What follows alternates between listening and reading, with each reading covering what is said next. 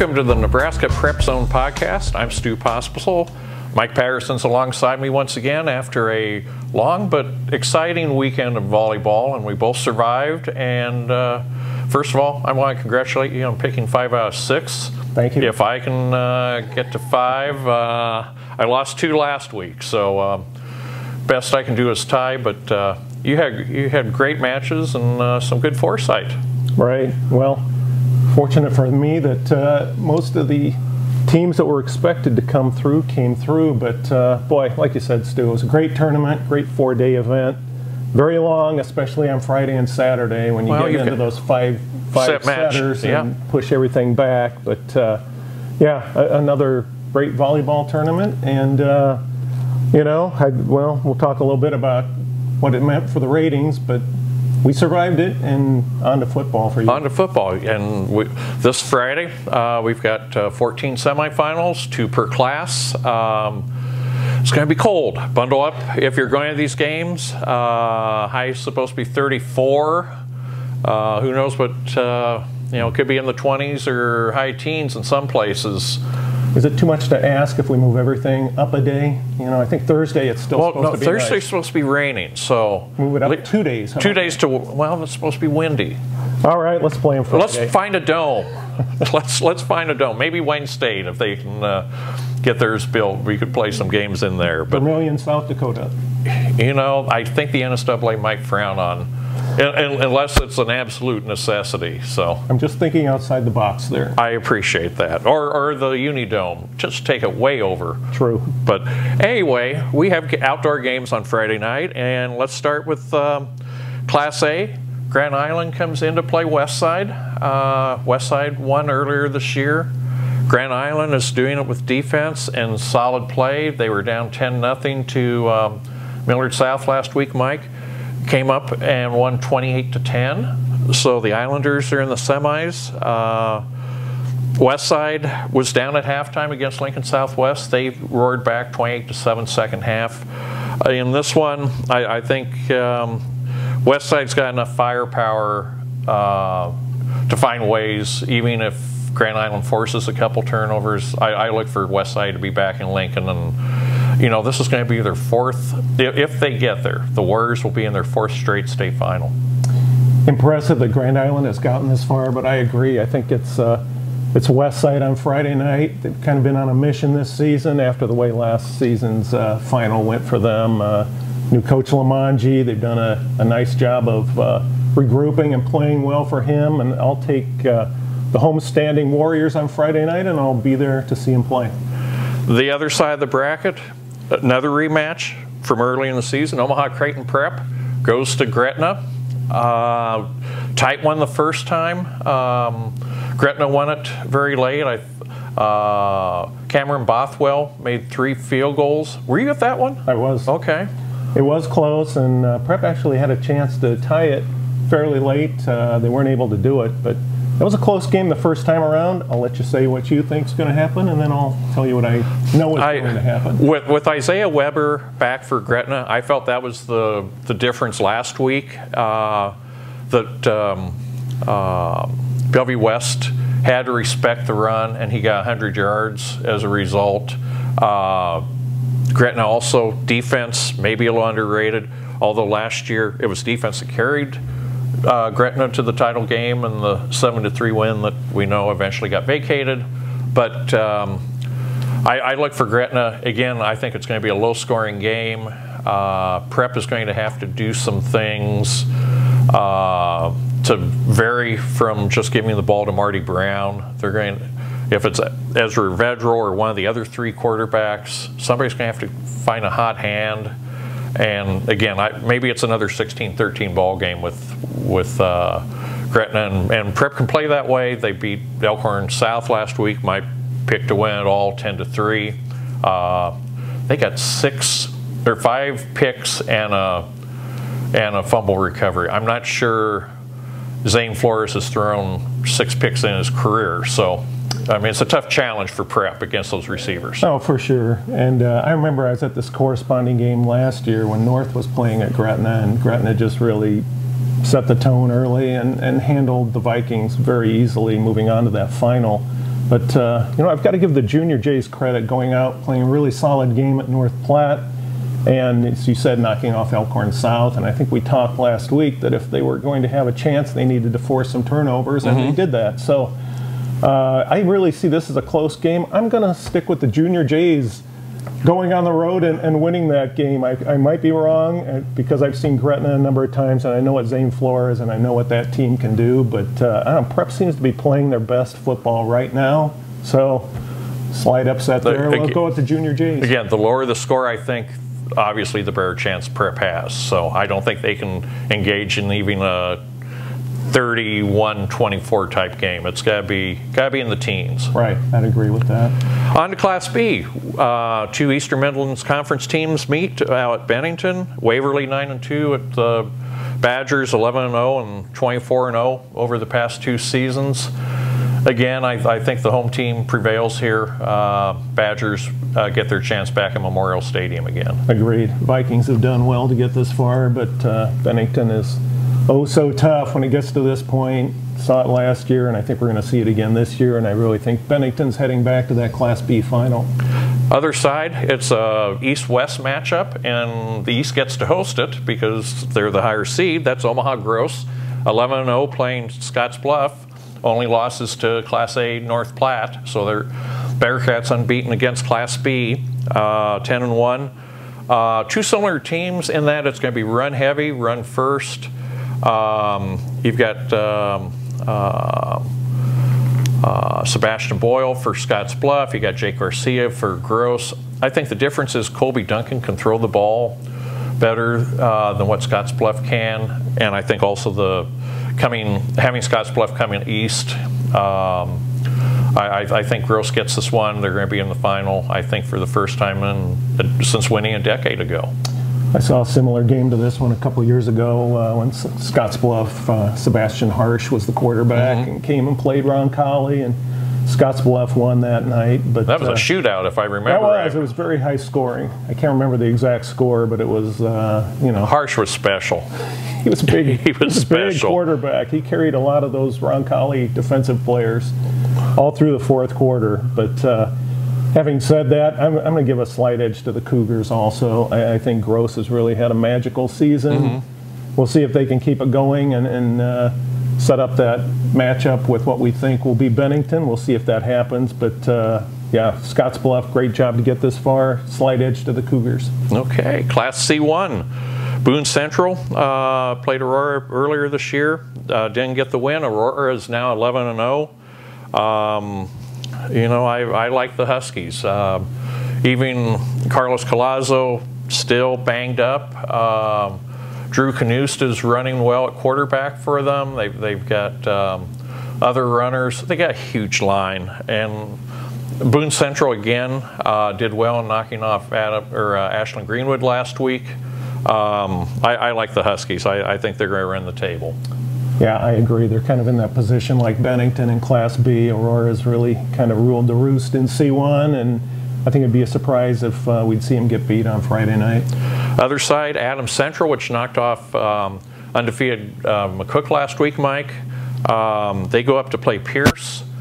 Pierce undefeated. They've got you know, this group of seniors.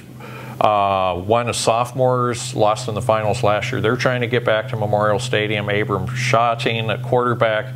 Husker recruit Ben Bramer at tight end / receiver. 1,000-yard receiver, record setter up there. I think Adams Central did well to beat McCook. I don't think they can pull off another upset.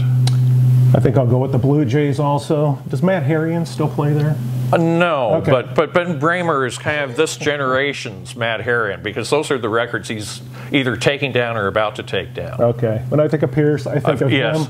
But, yeah, I'll stick with the Blue Jays. Okay. Class C2, couple of rematches from the regular season. Harrington Cedar Catholic goes to Battle Creek, and Ord goes to North Fork Catholic. The home teams both were prevailed in the regular season. I'm going to take them again in the semifinals, and that would be what I predicted for the matchup in the preseason, Norfolk Catholic Battle Creek, a traditional rivalry in the stadium. I'm going to take Cedar Catholic there. They upset the apple cart in volleyball. Maybe they can do it in football too. They just seem to step it up at this point. So they're kind of banged up, but that said, they got through their last game, and maybe it's kind of a magical season for them as well. So could be. I'll go with Norfolk Catholic in the other one, but yeah, let's go for the Trojans in a mild upset there. Okay, 8-man one. Number 1 North Platte St. Patrick's goes to Neely Oakdale. North Platte St. Pat's just crushed Elmwood Murdoch last week, so the loss of Jackson Roberts at running back probably isn't as big a factor as maybe what you thought. They are going to go up and play Neely with Aiden Keister, national record setter, an 8-man for production, total offense, both yards and touchdowns. It's a cold night. I'm going to stick with Neely because that's why I took the Warriors to go all the way. But a North Platte St. Pat's win, especially on a cold night, would not surprise me one bit. I'll go with the Irish there. We'll go with St. Pat's to pull what? Well, I don't know if you call it. I don't know if it's enough. 11-0 against 10-1, but we'll go with St. Pat's. And then the other side, Clarkson-Lee, Stanton. It's another Northeast Nebraska matchup, just as CC and Bow Creek were in C2. There's a lot of Northeast Nebraska teams capable of being in Memorial Stadium. I'm going to go with the undefeated Stanton team, 11-0. Clarkson-Lee's had a nice surge as well. Win their one surprised me, but I like Stanton. I'll go with Stanton there too. 8-man 2, Howells Dodge, last year's 8-man 1 winner, takes on Central Valley, which knocked off Bruning Davenport Shickley last week, that was then undefeated. I don't think they're going to get the undefeated scalp of Howells Dodge this time. I see the Jaguars making it to Lincoln at 12-0. Yeah, the Jaguars going for the football-volleyball doubleheader, and I think they're probably going to move on to that final. I think they're going to see another undefeated team in the final. I think it's Hitchcock County playing Bloomfield.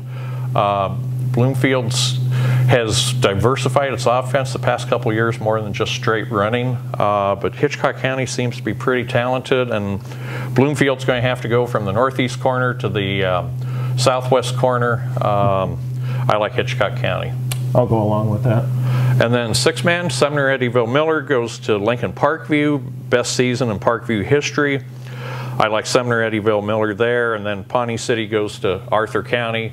If anybody's ever been out in western Nebraska and seen Arthur County play afternoon football, it's something that I think has made Sports Illustrated, National Geographic, and USA Today. So it's when you think of 6-man football, you think of Arthur County for various reasons, and maybe the Wolves make it back to Lincoln. Well, I'll go with SEM in that one game, but I'm going to go with Pawnee City. They were good enough to beat Potter Dix, right? This is true. So we'll stay with Pawnee City to hopefully, and well, I don't know, hopefully, but we'll see if they can move on to the final. If you pick all these, we may just have you switch. You may be picking football next year. Okay, so be it. But now that we've gone through the football wrap-up, why don't we do a close to the volleyball season, at least as far as the team titles. We'll have a show later on about our all-state teams, but give us a wrap-up to what we saw last weekend. All right. Well, let's touch on Class A first. Papio South was able to repeat. 3 championships in 4 years. Katie Tarman, really nice job as head coach, defeated Westside in the final. You saw it, Stu. Very high level. Yes. Couple Division I prospects on both squads, really hammering the ball. But once it's said and done, the Titans were able to get it done. So congratulations to Papio South, Class B, Omaha Skutt, 8 in a row, the Ocho. First time though to 5 sets in a final. That's true. Didn't seem to faze them too much. Nope. Though. Coach Renee Saunders and her squad got it done. Boy, props to Elkhorn North for really putting up a great battle there. I really thought going into that final match it was a toss-up, but maybe the slightest edge to Skutt just because of the experience factor and being there. And I think the Renee Saunders factor comes into play too. I mean, she's got a winning formula, and she said she spun the dial, took a few chances in that 4th set, and maybe the big thing was that Elkhorn North might have gotten too reliant on Grace Heaney, And Scott picked up on that, and I think that maybe took Elkhorn North a little bit of its balanced attack, and that maybe played into Scott's hands. Could be. You know, when Scott lost the second set, it was close, so that tied it at 1-1, and Elkhorn North just really dominated that third set. And I just remember thinking, well, maybe this is the year. It's just not going to happen for Scott. But Renee has a way of rallying the troops and talking to them, and they bounced back and won that fourth set, and they jumped out to, I think it was 3-0, 4-0 lead in that fifth set, and that was key because it was just back and forth the rest of the way, but that early advantage just gave them the edge. So congratulations. It was a great match. It was really fun to watch. Yep. Class C1, Grand Island Central Catholic. Sharon Zavala does it again. Ageless. Yes. Ageless. Although we know what her age is. She'll be 70 this month, so an early happy birthday to Sharon Zavala. That's right. 1,151 wins in her 48th year at GICC. Wow. And that was the Crusaders' 11th state title, trailing only Columbus SCOTUS and Bellevue West. Okay. 15 and 12 respectively. So GICC, congratulations to the Crusaders. Class C2, they did it. Lincoln Lutheran finished 40-0, only undefeated team in the state. First time that they've ever been able to do that at Lincoln Lutheran. So Sue Ziegler and her squad and her staff deserve a lot of credit. We talked earlier about the early challenging schedule that they had, Gretna and Waverly and teams like that, and they were still able to win those matches and just finished it off. A very good Fremont-Bergen team in the final, but just not quite any match for Lincoln Lutheran. Where'd you leave Lincoln Lutheran in the final rankings? They finished 6th. Okay. Is that where they started the tourney, or did you? That's where they started. I thought about moving them up a little bit, but you know, it's tough when you're talking about the Class A's, and I'll run down our final top 10 at the very end. But yeah, it's really tough to compare when you got a C2 against the A's and the B's. But like I said, consistently playing, yes. It doesn't take away from the 40-0 record that they had. Class D1, here was the one upset that I was not able to pinpoint. Hartington Central Catholic, Cedar Catholic, defeating Norfolk Catholic in a 5-setter in the Class D1 final. Cedar Catholic, both members of the Mid-State Conference, so we all know that that's one of the tough ones, the conference-wise. And two great teams in that final. Norfolk Catholic was denied that first championship. Cedar Catholic got it done. They finished 27-10. And they are our #1 team in Class D1, and finishing up Class D2, Howells Dodge, the Jaguars, D1 champion last year, D2 champion this year. They had a couple of really close matches, semifinals and the final against Overton. They were able to win that match in 5. So Howells Dodge, 29-4, finished as our #1 team in Class D2. And quick look at our overall top 10. #1, Papio South. #2, West Side. #3, Skutt. #4, Lincoln Southwest. #5, Elkhorn North. #6, Lincoln Lutheran. #7, Papio. #8, Marion. #9, Gretna. And #10, Millard West. And those are the final volleyball ratings of the season.